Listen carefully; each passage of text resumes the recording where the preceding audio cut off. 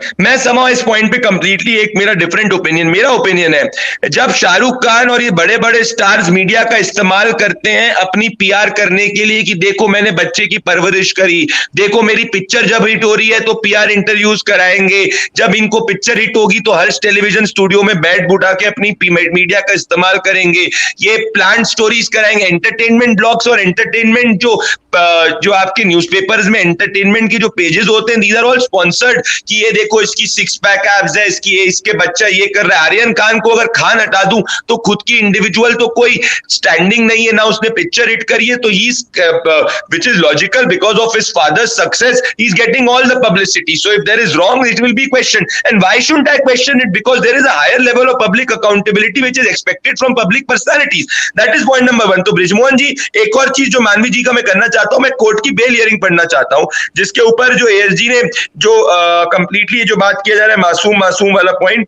ये मैं इसको पढ़ना चाहता हूं।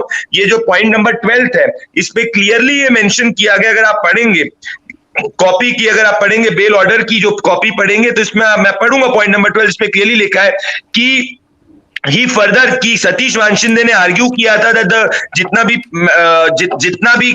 ऑर्डर, जितना भी ये पूरा क्वांटिटी है वो क्वांटिटी कम है, पर इसके अंदर बेल ऑर्डर में इसको भी खारिज कर दिया गया था, बेल ऑर्डर के अंदर इसको भी खारिज कर दिया गया था, इस आर्ग्यूमेंट को। तो ब्रिजमोहन जी, आप डिफेंड किस बात को कर रहे हैं?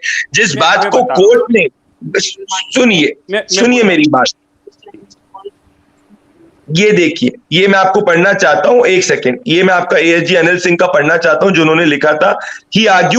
He argued that this court has remanded accused number 1 to 8 to judicial custody, who would be forwarded to the Honorable Sessions Court. He argued that this court, in its earlier orders with similar facts and circumstances, when different accused persons were arraigned in the same year on the allegations of conspiracy, had held that the offence being exclusively tribal, the Honorable Sessions Court, the bail application before this court is not maintainable. तो जब इसके अंदर जब ये पूरा का पूरी बात हुई थी तो ये भी कंप्लीटली खारिज कर दिया गया था। तो ब्रिजमोहन जी, आप डिफेंड किसको कर रहे हैं? मैं किसी को डिफेंड नहीं कर रहा।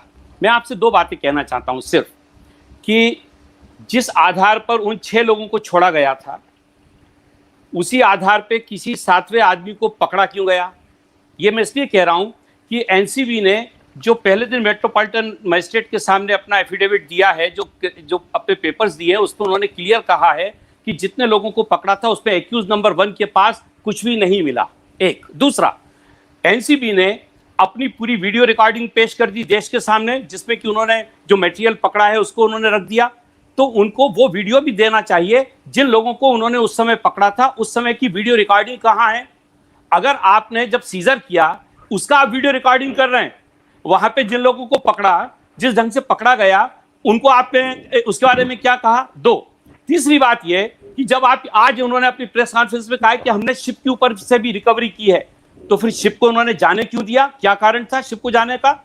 इसका मतलब सीधा यह है कि जो इन्होंने कहा था पहले दिन कि पहली बार हिंदुस्तान के इतिहास में समुद्र के बीच में जाकर हमने छापा डाल के लोगों को पकड़ा है, सच्चाई यह है कि शिप की उस समय सेलिंग ही शुरू नहीं हुई थी, शिप पानी में गया ही नहीं था। ये सारा काम आपको कैसे पता? ये लगातार मैं कह रहा हूं ना, मैं जो कह रहा हूं उसको एनसीबी के बोले। श्वेता जी, एक मिनट सुनिए, उन्होंने कहा कि हमारे 22 अधिकारी, हमारे 22 ऑफिसर शिप के ऊपर चढ़े, बोर्डिंग कार्ड कहाँ है 22 लोगों का?